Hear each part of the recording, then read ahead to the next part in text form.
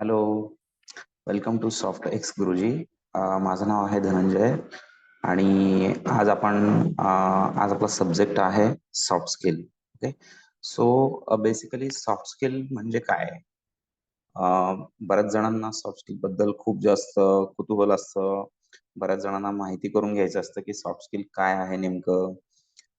But soft स्किलचं actual definition बऱ्याच जणांना माहीत नसते. ओके. मोस्टली जे फ्रेशर्स आहेत किंवा ज्यांना बऱ्याच गोष्टी नाही माहिती मार्केटमधल्या, तर त्यांना हे सॉफ्ट स्किल समजत नाही. तर सॉफ्ट स्किलचा जर मराठीत अर्थ आपण केला किंवा कन्व्हर्जन जर केलं, तर त्याचा अर्थ वेगळा येतो. म्हणजे मृदू कौशल्य असा येतो.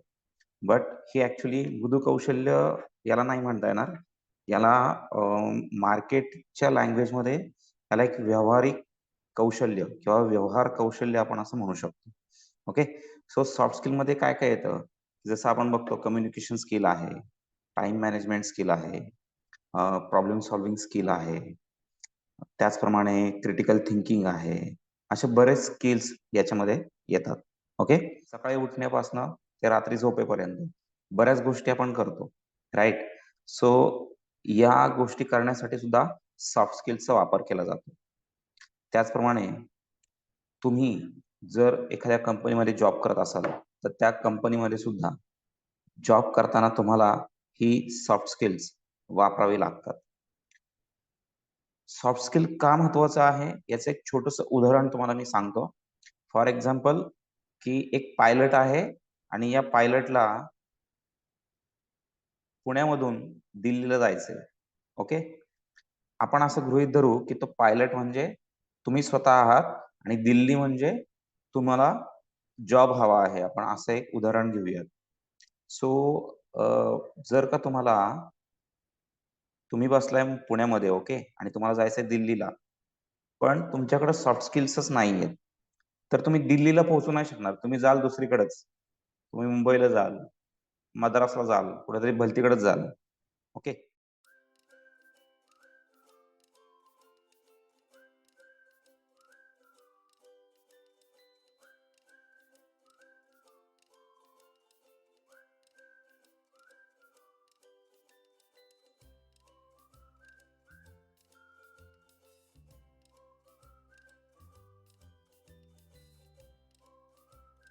सो सॉफ्ट स्किल एवढं महत्वाचं आहे, की तुम्ही तुमच्याकडे ज्यावेळेस सॉफ्ट स्किल असतं, त्यावेळेस तुम्ही दिल्लीला पोहोचताच, बट वेळेमध्ये पोहोचता. म्हणजे उशीर न होता अगदी वेळेवर पोहोचता.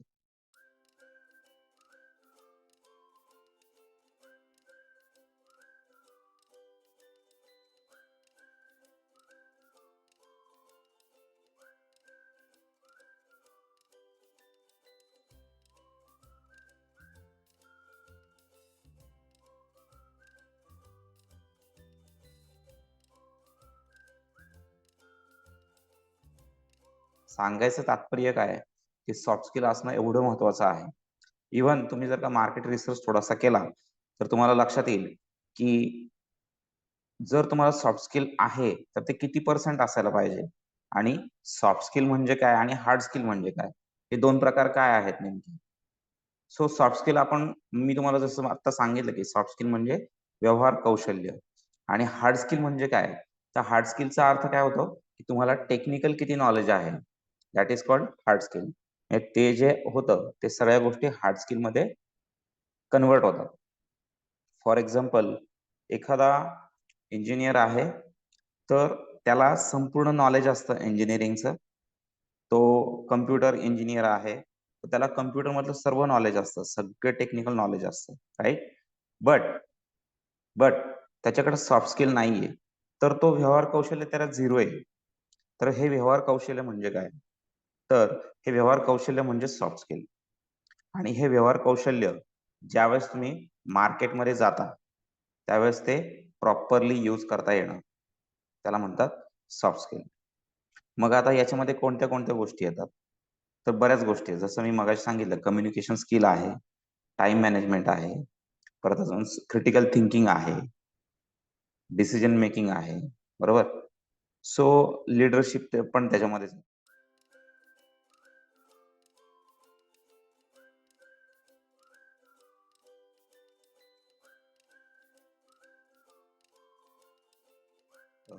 कॉन्फ्लिक्ट मॅनेजमेंट त्यामध्ये येतं. ह्या सगळ्या गोष्टी त्यामध्ये येतात. त्याचप्रमाणे तुम्ही प्रत्येक वेळेस ओपन फॉर क्रिटिसिझम म्हणजे तुम्हाला जर काही एखादा फीडबॅक जर मिळाला, तर त्यासाठी तुम्ही ओपन असणं, हे पण तेवढंच जास्त गरजेचं आहे. बरं एवढं करूनही चालत नाही. तुम्ही सगळं काही करताय, बट त्याच्यामध्ये तुम्हाला स्ट्रेस येतो. तर तो स्ट्रेस सुद्धा तुम्ही मॅनेज करणं, हा पण एक प्रकार आहे सॉफ्ट स्किल मधलाच. हे पण एक टेक्निक आहे सॉफ्ट स्किल मधलं. आणि हे सॉफ्ट स्किल मधलं टेक्निक हे तुम्हाला समजणं हे खूप जास्त गरजेचं आहे. राइट? सो तुम्ही जर नॉर्मली बघितलं, की आता फॉर एक्झाम्पल तुम्ही सकाळी-सकाळी उठता. उठल्यानंतरनं तोंड धुता, दात घासता. दात घासल्यानंतरनं तुम्ही पुढच्या गोष्टी म्हणजे अंघोळ करणं वगैरे जे काही असेल ते तुमचं विधी सगळं काही करता तुम्ही व्यवस्थित. ओके. या सगळ्या गोष्टी आपण का करतो? Because of we are taking decision. बरोबर? आपण काय करतोय? डिसिजन घेतोय. त्या गोष्टी करण्यासाठी आपण आपल्यावर डिसिजन घेतो, की नाही आता मला उठायचंय. आता मला एक्सरसाइज करायची आहे. आता मला ब्रश करायचा आहे. सो मी डिसिजन घेतले आणि त्यानुसार त्या गोष्टी होत गेल्या. सो डिसिजन मेकिंग सुद्धा आपण सकाळी उठल्यापासून करतो. राइट? आता एकत्र घर असेल किंवा घरामध्ये आज ना उद्या थोडंसं भांड्याला भांडं लागणं किंवा थोडंसं काहीतरी त्रासदायक सिच्युएशन येणं किंवा न पटणं अशा गोष्टी होऊ शकतात. सो ह्या गोष्टी होत असताना तुम्हाला त्या घरातल्या लोकांबरोबर तुम्ही जमवून कशा पद्धतीने घेताय. So that is also called as a conflict management. म्हणजे काही प्रॉब्लेम झालेले आहेत, ते तुम्ही कशा पद्धतीने सॉल्व्ह करताय. That is called problem solving skill. मग ह्या सगळ्या गोष्टी आपल्याकडे असतातच. बट ह्या गोष्टी आपल्याकडे असतात. आपण त्या कशा पद्धतीने डेव्हलप करायच्या किंवा किती चांगल्या पद्धतीने त्या डेव्हलप करायच्या, हे आपल्या हातात असतं. सो त्या गोष्टींना ब्रशअप करणं, त्या गोष्टी चांगल्या पद्धतीने डेव्हलप करणं, त्याला म्हटलं जातं सॉफ्ट स्किल. बाकी वेगळं काही नाहीये. मग आता त्याच्यामध्ये पहिल्यांदा सगळ्यात महत्त्वाचं येतं कम्युनिकेशन स्किल. कम्युनिकेशन स्किल म्हणजे काय? तर कम्युनिकेशन म्हणजे काय? बऱ्याच वेळा बऱ्याच लोकांची अशी गल्लत पण होती, की कम्युनिकेशन स्किल म्हणजे इंग्लिश बोलणं. So this is not a actual part of communication skill. Okay. English is just a language. But communication skill हे प्रत्येक लँग्वेजमध्ये उपयोगाला पडतं तुमच्या. फॉर एक्झाम्पल जसं मराठी आहे, हिंदी आहे, तेलुगू असेल, कन्नड असेल, गुजराती असेल, सगळीकडे कम्युनिकेशन स्किल हे महत्त्वाचंच असतं.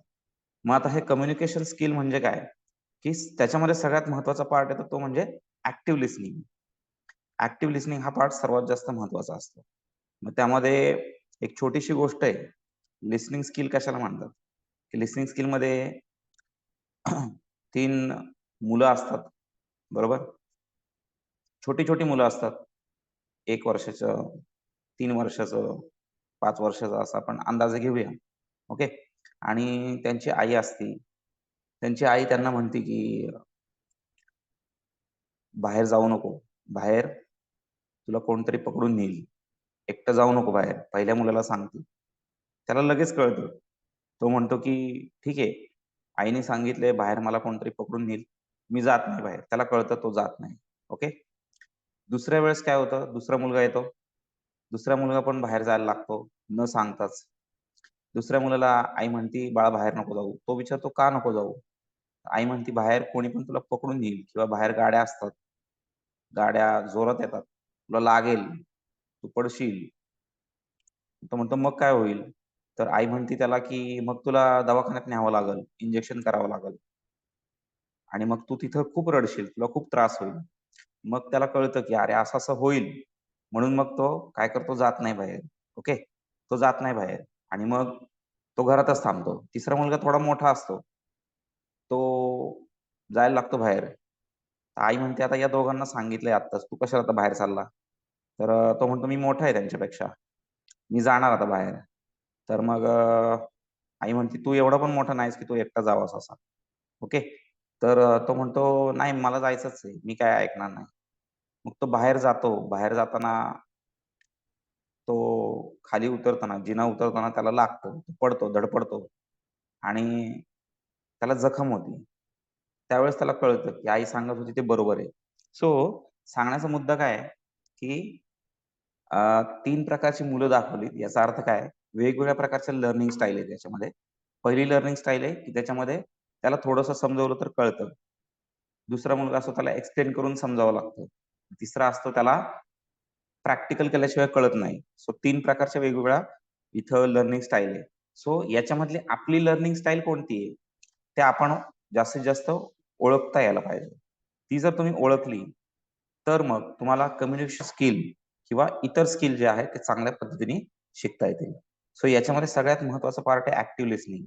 मग प्रत्येकाने ऐकलं, त्यातल्या दोघांनी ते इम्प्लिमेंट केलं. तिसऱ्याने ऐकलं, बट ते इम्प्लिमेंट नाही केलं. सो हे पण ॲक्टिव्ह लिसनिंगचा एक प्रकार आहे, की तुम्ही जे काही ऐकता, त्याच्यातनं काहीतरी ते प्रोसेसिंग झालं पाहिजे. सो हे महत्वाचं आहे. कम्युनिकेशन स्किलमध्ये अशी बरीचशी उदाहरणं आहेत. तर कम्युनिकेशन स्किल आपलं हे चांगलंच असायला पाहिजे. त्यामध्ये सगळ्यात बेसिक स्किल जर म्हटलं तुम्ही, तर बेसिक स्किल काय येतं, की सर्वात महत्वाचं तुम्ही जे काही बोलताय, ते बोलत असताना हळू बोला. फास्ट एकदम बोलू नका. समोरच्याला ते समजायला पाहिजे, अशा पद्धतीने तुम्ही बोललं पाहिजे. मग तुम्ही पब्लिकमध्ये असू द्या, फॅमिलीमध्ये असू द्या, फ्रेंड्स सोबत असू द्या, कुठेही असू द्या. त्या समोरच्या व्यक्तीला ते समजलं पाहिजे, अशा पद्धतीने बोला. So you have to speak slowly, loudly. Loudly म्हणजे काय अगदी किंचाळून बोलायचं आहे असं नाहीये. बरोबर? किंचाळून बोललं तर काय होईल? बाकीचे पळून जातील. थांबणार नाही कोणी. बरोबर? कोणालाच आवडत नाही जास्त आवाज. सो मग तुम्हाला कसं बोललं पाहिजे लाऊडली म्हणजे समोरच्या व्यक्तीला तुमचा आवाज प्रॉपरली ऐकायला जायला पाहिजे आणि त्यांनी त्याच्यावर रिप्लाय केला पाहिजे. अशा पद्धतीने तुम्ही बोललं पाहिजे. ओके. सो पहिलं first we have seen slowly, then you have to speak loudly and third one is clearly. Okay. So clearly म्हणजे काय, की तुम्ही जे काही बोलताय ते तुम्हाला आधी समजलेलं असलं पाहिजे, क्लिअर असलं पाहिजे आणि मग तुम्ही त्याच्यावर स्पष्टपणे बोललं पाहिजे. Okay. So loud, clear and yes, yes. Exactly. Loud, clear and slow. तर स्लो, लाऊड, क्लिअर असं तुम्ही म्हटलं तरी चालेल. ओके. बट हे तुम्ही इम्प्लिमेंट करता येणं गरजेचं आहे. सो हे एक झालं कम्युनिकेशन स्किलमध्ये. तुम्ही प्रॉपरली पॉज घेणं पण तेवढंच गरजेचं आहे. बघा जर तुम्ही आपले पी-एम साहेब जर बघितले, त्यांना सुद्धा बोलताना जर बघितलं, तर ते सुद्धा बोलताना मध्ये-मध्ये पॉजेस घेतात. हे पॉजेस खूप महत्त्वाचे असतात. That pauses will let you know to understand public. Okay. तुम्ही पब्लिकला अंडरस्टँड करू शकाल. ओके. पब्लिक काय करते, पब्लिकला समजते का नाही, पब्लिकच्या चेहऱ्यावरील गेस्चर्स, पोस्चर्स तुम्ही अनुभवू शकाल आणि त्यानुसार तुम्ही बोलू शकाल. Okay. So this is also most important thing. So बोलत असताना तुम्हाला पॉज घेणं तेवढंच गरजेचं आहे. तुमच्या व्होकल म्हणजे जे काही तुम्ही आपलं जे स्वर असतात, ते स्वरचा ते जे काही स्वर असतात त्याचा आवाज, त्याचा रिदम हे मेंटेन ठेवणं गरजेचं आहे. कुठेतरी मोठं करायचं, कुठेतरी लहान करायचं असं नाही. ज्या ठिकाणी योग्य आहे त्या ठिकाणी तुम्हाला तो स्वर वाढवता पण यायला पाहिजे. ज्या ठिकाणी गरज नाहीये त्या ठिकाणी तुम्हाला तो कमी पण करता यायला पाहिजे. सो ह्या गोष्टी खूप महत्त्वाच्या आहेत आणि ह्या शिकता येतात. सो तुम्हाला हा पण प्रश्न पडला असेल, की सॉफ्ट स्किल आम्ही शिकू शकतो का?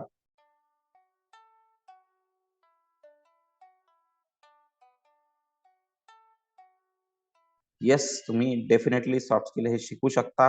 नुसतं शिकूच शकत नाही, तर तुम्ही त्याचं इम्प्लिमेंटेशन सुद्धा अगदी इझिली करू शकता तुमच्या डे टू डे लाईफमध्ये आणि त्याचे जे काही बेनिफिट्स आहेत ते तुम्हाला लगेचच दिसून येतात, लगेचच.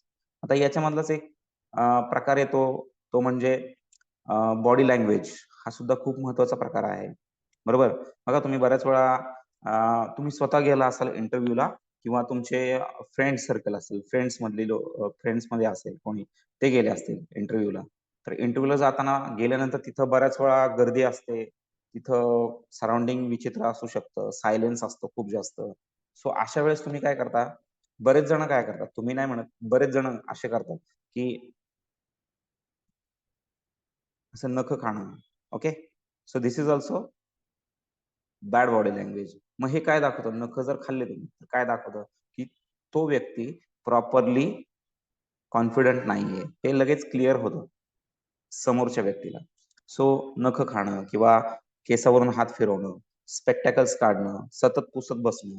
तर ह्या सगळ्या गोष्टी ज्या आहेत, ह्या शो करतात, की त्या व्यक्तीला कॉन्फिडंट खूप कमी आहे. ओके. सो हे तुम्ही अव्हॉइड करणं गरजेचं आहे. त्याचप्रमाणे त्याचप्रमाणे बसण्याची स्टाईल 90 डिग्री सेल्सियसमध्ये आपले दोन्ही लेग्स नसायला पाहिजेत. नॉर्मल स्ट्रेट पाहिजे. ओके. सो ह्या गोष्टी पण खूप मॅटर करतात. सो हे जे आहे हे खूप महत्त्वाचं आहे आणि याच्यामध्ये तुमची बॉडी लँग्वेज खूप दिसून येते. बघा नॉर्मल जर आपण बघितलं, आपल्या घरच्यांशी बोलत असताना सुद्धा तुम्ही आय कॉन्टॅक्ट खूप कमी वेळा मेंटेन करता.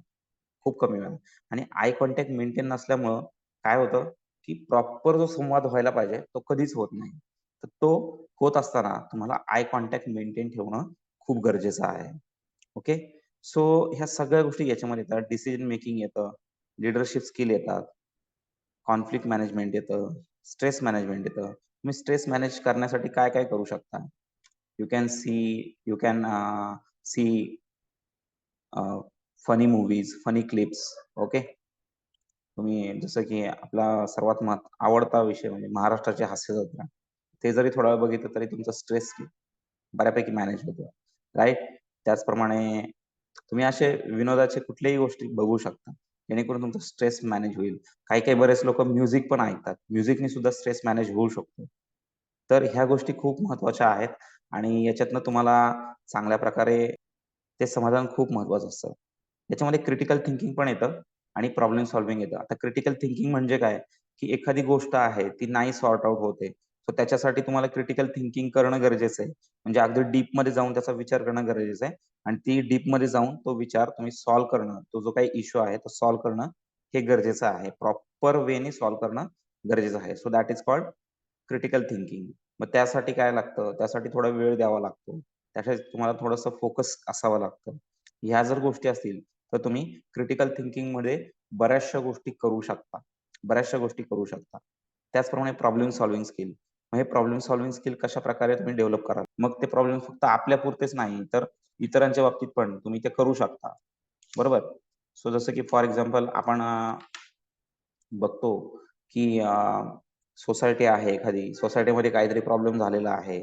मे बी आपण असं एक्झाम्पल घेऊया, की सोसायटीमध्ये आहे आणि सोसायटीमध्ये खूप सारे डॉगीज बरोबर? खूप सारे डॉगीज येतायत आणि खराब करून जातायत सगळी सोसायटीचा परिसर सगळा खराब करून जातायत. ओके. सो त्या ठिकाणी तुम्हाला काहीतरी प्रॉब्लेम सॉल्व्हिंग हा प्रॉब्लेम कसा सॉल्व्ह करायचा हे डिस्कशन केलं पाहिजे सोसायटीतल्या लोकांबरोबर, बरोबर? त्याचप्रमाणे तुम्हाला वेगवेगळे सर्चिंग केलं पाहिजे. थोडंसं इंटरनेटवर बघा, थोडंसं बाहेर बघा, इतर कोणाला तरी विचारा, गावातल्या लोकांना विचारा, त्यांना जास्त अनुभव असतो. सो तुम्हाला हे जे कोलॅबोरेशन आहे, हे कोलॅबोरेशन करता येणं गरजेचं आहे आणि विचारता येणं गरजेचं आहे. So collaboration is also most important. Collaboration पण हा एक प्रकार आहे सॉफ्ट स्किलचा, की तुम्ही तुमच्या आसपासच्या लोकांमध्ये थोडंफार मिक्सअप होणं गरजेचं आहे. तुम्ही ज्या ठिकाणी काम करताय त्या ठिकाणी मिक्सअप होणं गरजेचं आहे. त्या ठिकाणी त्यांच्याशी बोलणं गरजेचं आहे. बट हे होणं गरजेचं आहे. So collaboration is also most important thing. Okay. So collaboration पण आहे. त्याच पद्धतीने तुम्ही प्रॉब्लेम कशा पद्धतीने सॉल्व्ह करताय याचं स्किल सुद्धा आहे. आता फॉर एक्झाम्पल आपण एक नॉर्मल जर हे केलं interpersonal skill, it is also part of soft skill. So interpersonal स्किलबद्दल जर तुम्ही विचार केला, तर त्याच्यामध्ये सुद्धा नॉर्मल आपण उदाहरण घेतलं एखाद्या कुठल्याही सक्सेसफुल ॲक्टरचं, जसं की अजय देवगण आहे. ओके. सो त्याचं जर आपण उदाहरण घेतलं, तर त्याला कंटिन्युअस मूव्हीज मिळत गेल्या, बरोबर ना? तानाजी झाला, त्यानंतर दृश्यम 2 आला, दृश्यम 1 आला, दृश्यम 2 आला. त्यानंतर बरेच झाले आता भोला आला. भोला नंतरनं आता परत कंटिन्युअस सीरीज चालू आहे, बरोबर? मग एवढ्या मूव्हीज त्या ॲक्टरला कशा मिळतात? त्या बेसिसवर मिळतात. तर याचं कारण काय आहे, की कोलॅबोरेशन किंवा इंटरपर्सनल स्किल.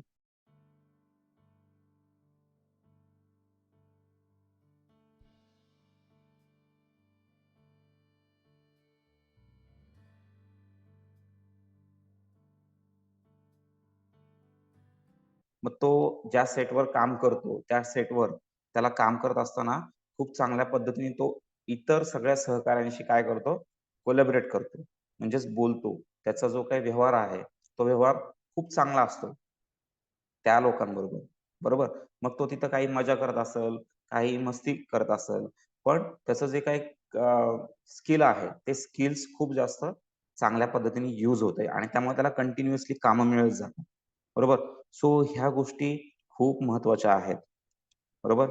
इंटरपर्सनल स्किल आणि त्याच्याबरोबर इंटरपर्सनल स्किल हे काय आहे? हे सॉफ्ट स्किल आहे आणि ॲक्टिंग हे काय आहे? ॲक्टिंग हे त्याचं हार्ड स्किल आहे. सो ॲक्टिंग तो मजबूत करतोच, बट त्याचबरोबर त्याचं कोलॅबोरेशन स्किल, इंटरपर्सनल स्किल जे काय आहे, ते खूप चांगल्या पद्धतीने तो तिथं वापरतो. मग त्यामुळे त्याला कामं कंटिन्युअसली मिळत जातात. कंटिन्युअसली तो त्याच्यावर काम करतो, इम्प्रूव्हमेंट करतो, नवीन-नवीन मूव्हीज काढतो. तर ह्या सगळ्या गोष्टी इंटर रिलेटेड असतात. त्याच्यामध्ये अ, त्याच्यामध्ये तुम्ही बघाल, की जसं की आपण म्हणतो, की बॉडी लँग्वेज आली. बॉडी लँग्वेज सुद्धा खूप महत्त्वाची आहे. सो ह्या सुद्धा काही गोष्टी आहेत. बऱ्याच वेळा असा पण प्रश्न येऊ शकतो, की एखादा क्वेशन तुम्हाला येतो. एखादा क्वेशन इन द सेन्स लाईफमध्ये असा क्वेशन येतो किंवा असा प्रॉब्लेम येऊ शकतो, की तुम्ही तो प्रॉब्लेम सॉल्व्ह करू शकत नाही. मग त्या ठिकाणी काय केलं पाहिजे? त्या ठिकाणी you have to use RCA technique. So RCA technique सुद्धा खूप महत्त्वाचं आहे. It is called root cause analysis technique. Okay. So root cause analysis म्हणजे काय? की आपल्याला प्रत्येक प्रश्नाच्या रूटपर्यंत जायचं आणि त्या प्रश्नावर काय करायचं? उत्तर शोधायचं. आता फॉर एक्झाम्पल प्रश्न प्रश्न तर आहे, बट त्याच्यावर उत्तर शोधत नाही किंवा आपण सापडत नाही. फॉर एक्झाम्पल आपण म्हणतो, की नॉर्मल एक जनरल प्रश्न घेऊ, की माझं वजन वाढतंय. Okay. So you have to ask that particular problem why? You have to ask at least 7 time why to the particular प्रश्न. प्रश्न. ओके. पर्टिक्युलर प्रश्न किंवा क्वेशन. सो वजन वाढतंय. का वाढतंय? एक्सरसाइज नाही. पहिलं ॲन्सर आलं. का एक्सरसाइज नाही? दुसरं ॲन्सर आलं. टाईम प्रॉब्लेम आहे. टाईम मिळत नाहीये. का टाईम मिळत नाही? तिसरा प्रॉब्लेम. सकाळी लवकर उठत नाहीये. बरोबर? किंवा रात्री लवकर झोपत नाही. सो तुम्हाला तिथं ॲन्सर मिळतं. सो तिथूनही ॲन्सर नाही मिळालं, तुम्ही अजून विचारा का मिळत नाही? रात्री का लवकर झोपत नाहीये किंवा सकाळी का लवकर उठत नाही? So you will get a proper and exact answer 101%. Okay. And then you have to implement those things. You have to change those things. You have to break out that particular things. काही गोष्टी cut पण कराव्या लागतात. आपल्याला चांगलं schedule जर पाहिजे असेल, तर तुम्हाला काही गोष्टी सॅक्रिफाईस करायला लागतात. काही गोष्टी कट कराव्या लागतात. आपलं शेड्यूल तोडावं लागतं. लोकल भाषेत सांगायचं झालं तर. सो तुम्ही ह्या गोष्टी करू शकता आणि त्याच्यामध्ये इम्प्लिमेंटेशन करू शकता. So friends, you have get ample of knowledge from me.